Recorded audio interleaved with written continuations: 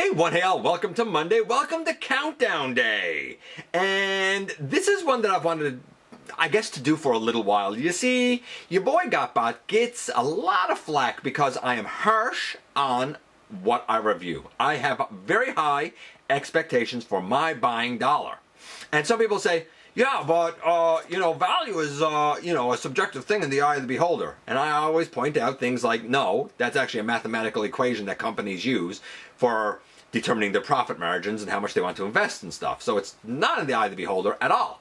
And then I'll say something isn't good. And somebody will be like, oh, typical, a Transformers fan complaining about Transformers. No, just because it's Transformers doesn't mean it's good.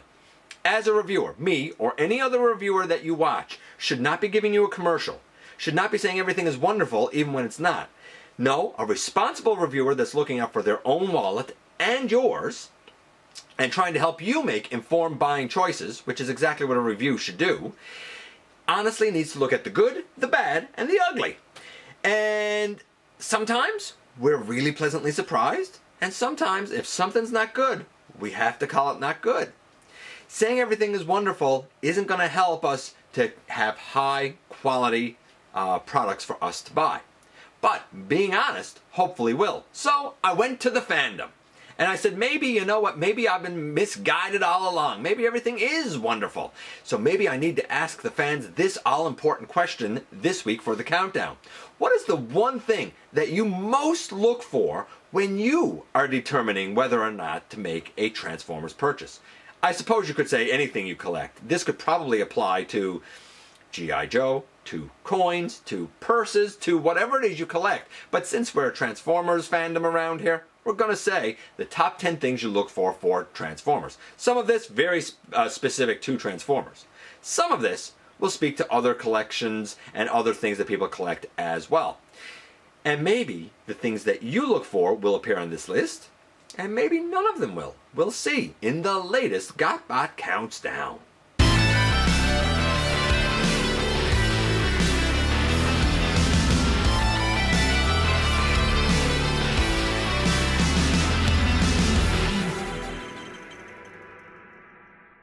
Hey one hey all, welcome back to the channel. I'm your host, your most humble of hosts, Dennis Moulton, aka GotBot. As always, please like, comment, share. Of course, subscribe, and while you are at it, light 'em up, baby.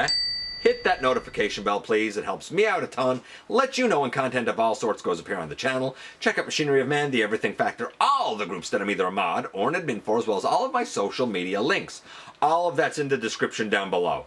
Also in the description down below, and if you're in a position to help the channel to grow, you can use the donate link. Check us out on Patreon. See what we have to offer to you through spring, or of course hit the join button at any given time and become a channel member. So like I said, this is the top 10 things that fans look for when they are trying to determine whether or not to make a Transformers purchase. The honorable mentions this time around include scale. Is the thing that you're looking to buy properly scaled for your collection? That makes sense, I get it. A lot of people will buy something like a certain character in all different sizes because they'll use it for different displays or collections or whatever. Some people will say, as I will, that I only need one version of a character, I only have space for one version of a character, and I want it to be generally the right size within the limits and confines that, scale gives us. So scale's an honorable mention. Hype. Am I just buying this because of the hype? Am I buying this because of FOMO? Am I buying this because everybody else wants it? That was an honorable mention. So hype, scale, and I like this one, alt mode realism.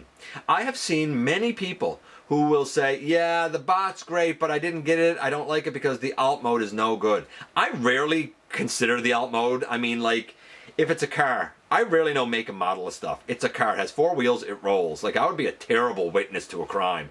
Oh, did you see them drive away? Sure did.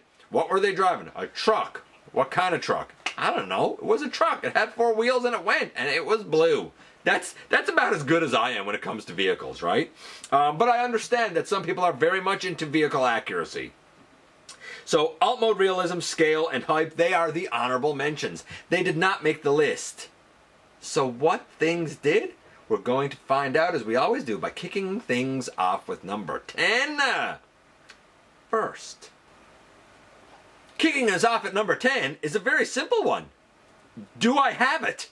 Is this something that you already have in your collection? If you have Cosmos, for example, well, you probably don't need to buy the Legacy United Cosmos if you already have the Velocitron Speedia 500 version, because they're the exact same thing. It's the same Cosmos, different box. I suppose if you feel a need, for whatever reason, to have both boxes, I don't know why you would, but if you feel a need to have both boxes, then I guess get the United. But in terms of bot, in terms of having this in your collection, if you already got it, you kind of don't need it again.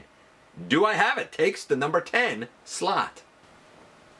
Coming in at number 9, we have Articulation. This is Metal Hawk, which of course uses the...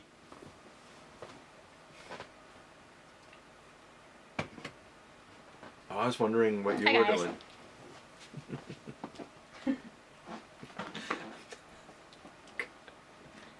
You know what? I'm not even going to restart. I'm just going to keep going. That was Starscream Wife. She was putting what looks like a can. Is that a can of Sailor Moon drink? Yeah, but it's Sailor Venus. Oh, it's Sailor Venus, but it's a can of drink. Is it peach? Mango flavored. Mango flavored. I digress. Number 9's Articulation. This is Metal Hawk using the fantastic Cyclonus mold. And this is an example of a mold that you can pretty much set your hat is going to have excellent articulation. From, you know, nice deep ankle tilt to thigh swivel to kick forward and back to waist to the arms being able to full T-pose and bicep swivel. I think I said bicep swivel down here, but I meant thigh. Bicep swivel. I mean wrist rotation. You know, the head can look up and down and wiggle left and right and do it all. Yeah. Is the thing well articulated? I get it, man.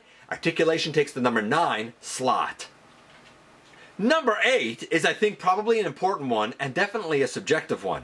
It is personal attachment. Are you attached to the character? Now, it might be the character, it might be a particular version of the character, it might be a particular mold. And I wouldn't necessarily call this nostalgia because, for example, I love Wheeljack. I dearly love Wheeljack. I think he's a great character. I love the G1 robot look. I love his light up ears, I suppose. I thought his alt mode was always really cool. But I have another reason that I'm attached to Wheeljack, because my G1 Wheeljack wasn't something bought in a store. It was something I found in a ditch next to my grandmother's house. Cleaned it off. He was a great Wheeljack. Love the guy. Couldn't believe I found him. So I love the character on the show, but I have a personal connection because of the way I found the G1 version. And I've had many people who will say, this was the first Transformer I had. This was the last bot that my dad gave me before he passed away. This was one that my friend gave me before they moved away. This was one that I wanted for so long and couldn't find because I loved the character in the comic books. And now we finally have him in plastic, or whatever it is that pulls at your heartstrings or sticks in your mind, that gives you a personal connection to a particular Transformer or a particular Transformer mold. Yes, that's probably very much going to be a strong pull and a strong drive for you to buy said Transformer. Such was the case with Earthrise Wheeljack. Love the guy. Personal attachment takes the number 8 slot. Funny enough, number 7 refers to a previous list that we did not that long ago. And it's shelf presence. Shelf presence. And in the question that I asked for which Transformer do you think has the best shelf presence, I actually had Straxus in the picture. Why? Because on my shelf, he always stands out. I don't think he took number 1. I can't remember how that list panned out, but I thought he was going to get a lot more votes. He would have been my vote. Love the eye-popping colors. And presence could be size, presence could be sculpt, presence could be overall look. For example, somebody said presence, and they used as an example Black Zarek, and they said that they felt like Black Zarek actually had more of a presence on the shelf than Scorponok. So they didn't buy Scorponok, they bought Black Zarek. And even I said when I bought Black Zarek that he has such a presence. He doesn't feel like a base or a city. He feels like a citadel. He feels like a place that Decepticons make a pilgrimage to, because he just has this regal nature to him. This guy's another great example. It might be eye-popping color, it might be the sculpt, it might be the size. But that transformer that just has major presence on the shelf, that when you see it, your eyes are immediately drawn to it. Yes, presence overall takes the number 7 slot. When we talk about making a choice to buy a transformer, or I suppose any collectible, a lot of us, when we are new to collecting, will make the mistake of kind of buying anything and everything just because it all looks cool. But as time goes on, we start to see our collections get somewhat fleshed out, and then we'll start to ask ourselves what comes in at number 6. And what is that thing that comes in at number 6? Does it fit in my collection? This is the Build-A-Figure of Macadam for the Cyberverse line. And Cyberverse had its own aesthetic and its own look, and pretty much the majority of my collection is mainline Generations. That said, my, say, Beast Hunters Predacons, like my traditional Predacons, are all Transformers Prime, right? I do have bits and pieces that might not quite fit. But I bought this guy because he is, spoiler, Macadam is actually Alchemist Prime, and I wanted to have all 13 Primes, so right now, until we get an updated version of Alchemist, this guy is my Alchemist Prime. And I got him, and it was okay for my display because all of my Primes come from different eras. They all come together quite nicely because they're all from different eras. And I said, you know what, if we're talking about the original 13, it makes sense that they would come from different eras. But what doesn't make sense to me is if my Optimus Prime, say, was MP44, and then my Bumblebee was Legacy United Animated Bumblebee, and then my Ironhide would be, say, Energon Ironhide, and my Cup would be the Transformers Prime Cup. You have 4 vastly different aesthetics there. Maybe pick a lane and focus your collection. That would be my advice. But experienced collectors already know that as soon as they see a bot, as soon as they see a Transformer, one of the early questions that they ask themselves before they decide to buy it or do a pre-order is, does this version of this character fit my collection? I said I collect mainline Generations, so I'm not an MP guy. Something that's going to be meant to scale with MP or be sold as an MP is not going to speak to me, but it is going to speak to an MP collector. That's why all collecting journeys are unique, all collecting journeys are different, and you, just like me, have to find those pieces that fit your collection. And that takes the number 6 slot. And now a hush falls over the crowd because we've reached the ever-coveted, ever-popular halfway mark. And at the halfway mark we have QC! Yes, do you remember this? This is half of Dragonstorm that came out during the last night. Starscream Wife gave me Dragonstorm for Christmas, I guess of 2017, I suppose. And I actually really liked the guy. I heard of a number of QC issues. The head of this guy does not like to stay attached. When I go to articulate it, a lot of the time it likes to pop out. Small QC issue, small tolerance issue. We hear about tolerance issues all the time. Then we have the heads of the dragons. They're made of a soft rubbery plastic. And I used to say, my heads are fine. However, since then, I've actually had 2 that have broken. I have glued one on. I have also used Bondek for the other. And both of those fixes work quite nicely. The heads now, they're fine. There's no issue with them. But the fact that the heads did break, the fact that this head popped out. More recently, the fact that Legacy United Chase's shoulders don't like to stay locked in. The misassembly of the heels of 86 Optimus Prime. These are QC problems. And some people will say, I don't like that a known bot is known to have QC issues. Look at Masterpiece. I actually done a video for patrons and channel members going through all of the QC issues there. 86 Hot Rod is known to have the middle pipe break and the little visor on his head break. The little visor on MP Hound breaks. The knee of MP44 is known to just shatter to pieces. The barrel of MP36 is known to break off. I could go on with QC and tolerance issues and whatnot all day. I can remember seeing reviews of the Universe Deluxe Class Galvatron. And everybody said the same thing. This is garbage. The legs fall off. The head likes to fall down in the body. The QC is terrible on it. It got compromised, taking it from a Voyager design and downsizing it to a Deluxe. And I said to myself, man, being a younger collector at the time, or a newer collector at the time, man, it can't be that bad. And then I got it. And yeah, it was that bad. I should have listened to the QC warnings that reviewers gave, because they're real. They're real. I'm just saying. Should have listened to them here too. Luckily, I was able to fix it, and a lot of people are able to do fixes. But maybe we shouldn't have to. Does something have QC issues that plague it? Might be better to move on and save your money for a rainy day. QC takes the number 5 slot. Now, coming in at number 4, I actually don't have any bot in my hand for at the moment, but it is... although I thought I had one. Crazy. But it is price. And I am a big one for that. For me, I look at something. I look at a transformer, and the first question is, what size class is it? Because that's going to determine its price. The next question I'm going to ask is, well, does it look like it has enough paint for that price point? Does it look like that it has good articulation for that price point? Does it look like it has an interesting transformation for that price point?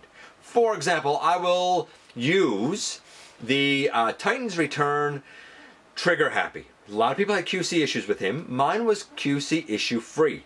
He has excellent articulation, a bonkers cool transformation, and really a ton of paint on the guy.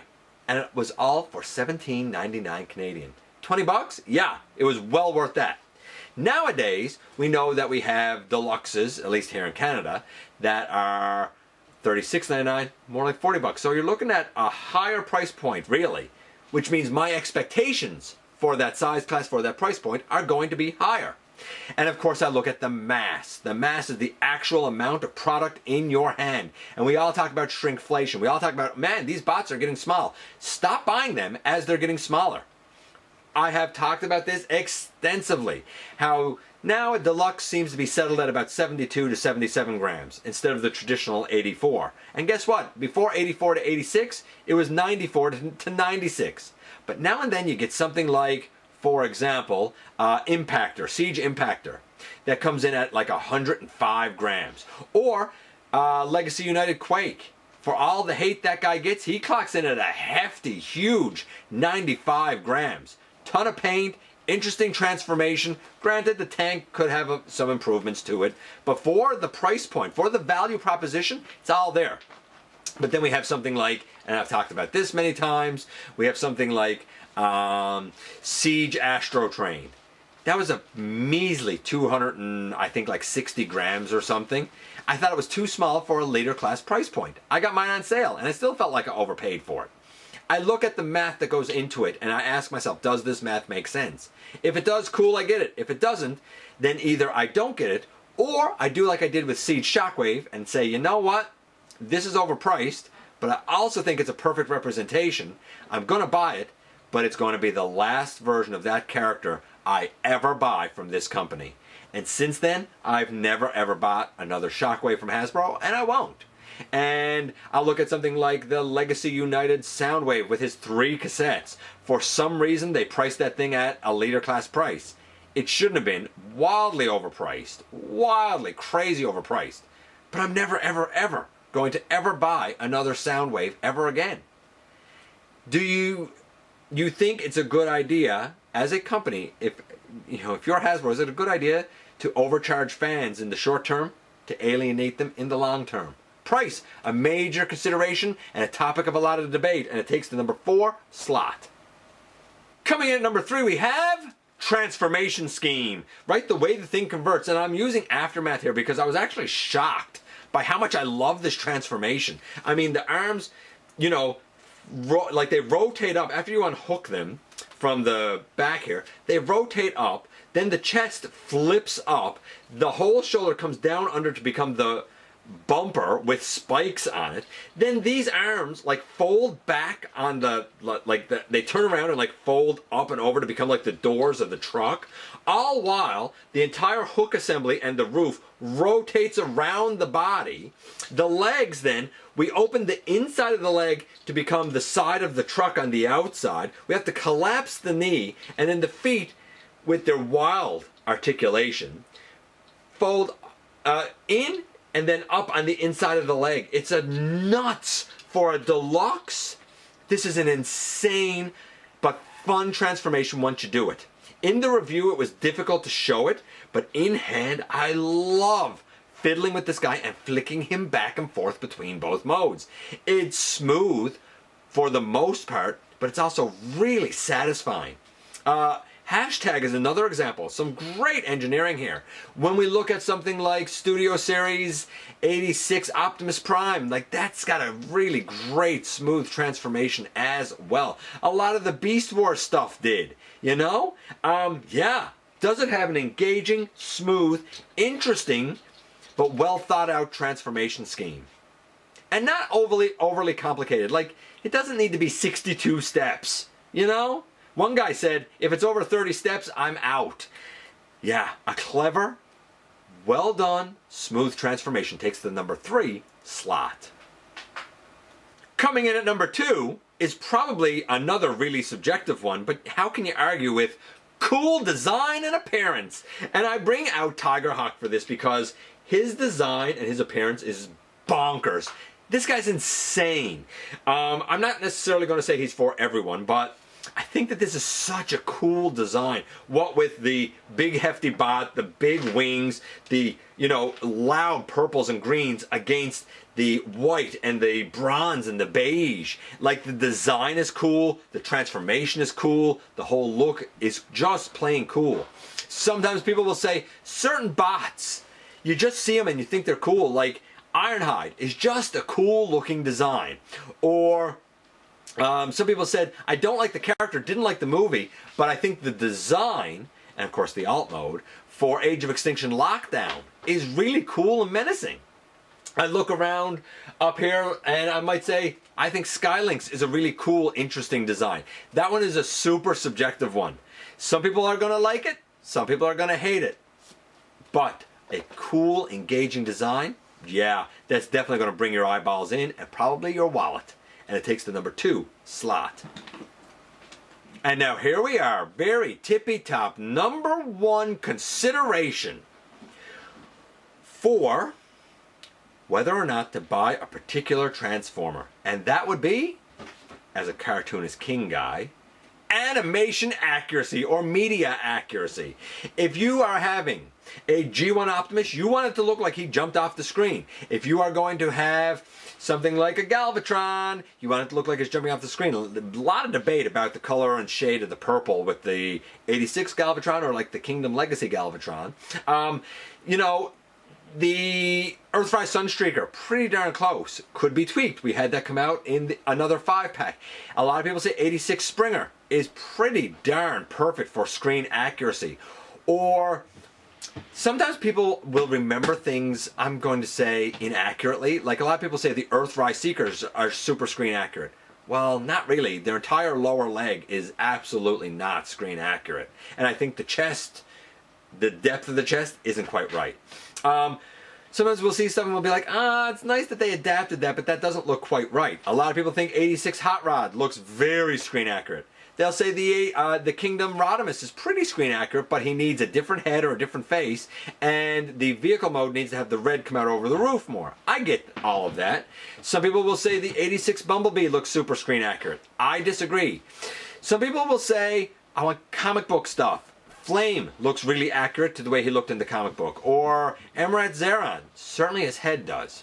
I think that Straxus, who we saw earlier, looks very comic book accurate, wildly comic book accurate. But maybe you're going to video games. One guy said, I love the Fall of Cybertron series, but when I saw the Voyager class Fall of Cybertron Megatron and bought him and put him with the rest of my WFC, FOC Gamer Edition bots, guess what? His head came off too small. He's not the one for me. So whatever, I suppose, media it is you're referring to, comic book, video game or animation, whatever one it is that you're going for, people want an accurate representation of just that. Cartoon, my friends, is king and takes the number 1 slot. That's 10 down to 1 things that maybe you can think about and ponder when you are trying to decide whether or not you really want to get a Transformer for your collection. Other things that got votes and things to consider that didn't appear on the list would include coping. People, for example, that lost their collection and trying to rebuild it. Ankle tilt. Does something have ankle tilt? Because I find I can do more dynamic poses if it got it, and I don't like trying to balance it without it. Best representation of the character. Reviews. Reviews give me a lot of information. Head sculpt. Does it have a dynamic, interesting, accurate head sculpt? Uniqueness of design elements. Now that could be part of the engineering for transformation or part of the look of the character. Like, I think uniqueness of design element was something that they attempted with the battle damage in Siege. I don't know if it really landed. Some people loved it, some people didn't. How is the new mold an improvement over the old one? And is it? Because maybe the old one is better and I don't need to upgrade. Is it G1 related? A lot of people, I guess, kind of wanted that. Most of those votes went tied in with animation accuracy. But a couple of people specifically said, is it G1 related because I'm only a G1 person? Steps to convert, which I talked about earlier when we talked about transformation.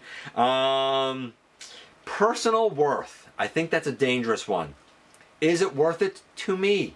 That's how people get taken advantage of. I think that's the last thing you should consider. One guy said that he used to decide to buy them on tech specs. Interesting. Will it likely get repaints that are more accurate? Will it likely get lots of repaints? I think that person was probably thinking about Galvatron.